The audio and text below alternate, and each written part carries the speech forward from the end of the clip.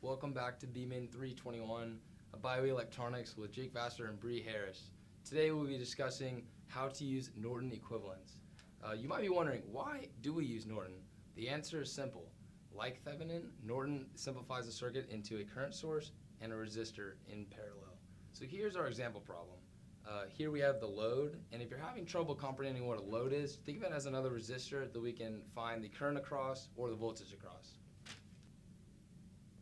Hey y'all, my name is Brienne. The first step is to remove the load. So we're going to redraw the circuit with the load removed.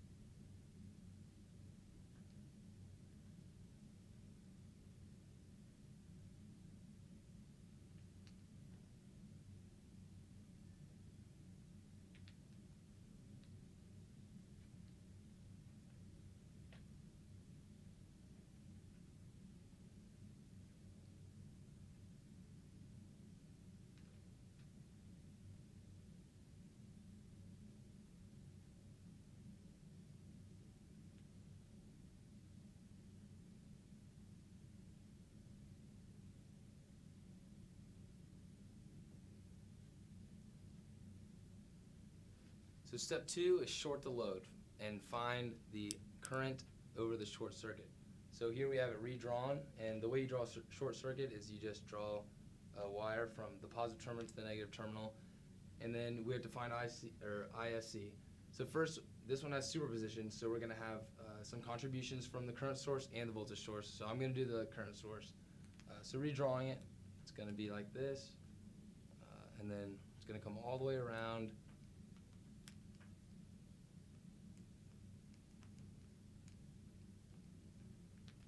And then the voltage source is just going to be a wire, and then we have the 1 kilo ohm resistor and the 6 one. But since current follows the path of least resistance, all of the current going through the 5 resistor is going to come all the way back around to the source. And so these are pretty much not even there. And so to find the I short circuit from the current source, all it's going to be is current divider, which is 7 over 5 plus 12 times the regular I, which is 300 millivolts or milliamps, and that is equal to 0.175 amps. Now we're going to find the contribution to the current from the voltage source. So we're going to open this.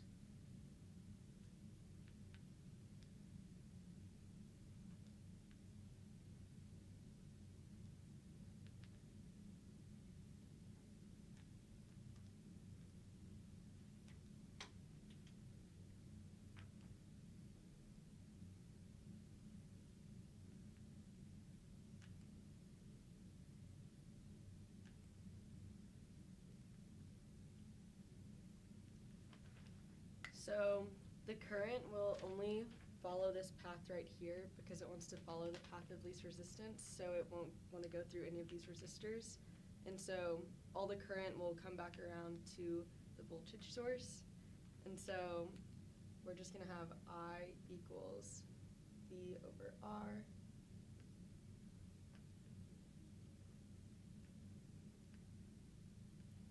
Which equals 0.0025 amps. Now that we found the contributions from the current source and the voltage source, we add them together, and the total, pick the wrong marker, total contribution is 0.77 amps, 0.775. Okay, in step 3, find the resistance, or the Norton resistance. And so the way you do that is you shut off the current source, and you wire up or you short the voltage source. So redrawing the circuit is going to be a wire there, resistor,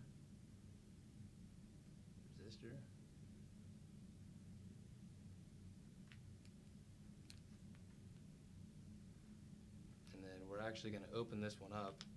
So So here's the positive terminal and the negative terminal, and we're gonna find the R like the current's coming out of here.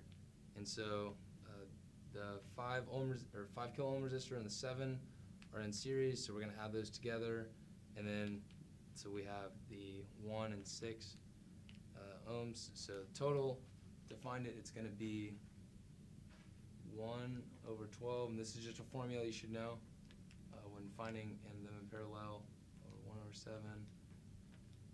That should be 6. And 1 over 1 equals 1 over Req. Bringing Rn equals 0.8 kiloohms. So our last step is to draw the final circuit. So we're going to have the current source, which will have a value of 177.5 milliamps, and that will be in parallel with this resistor, which has a value of 800 ohms.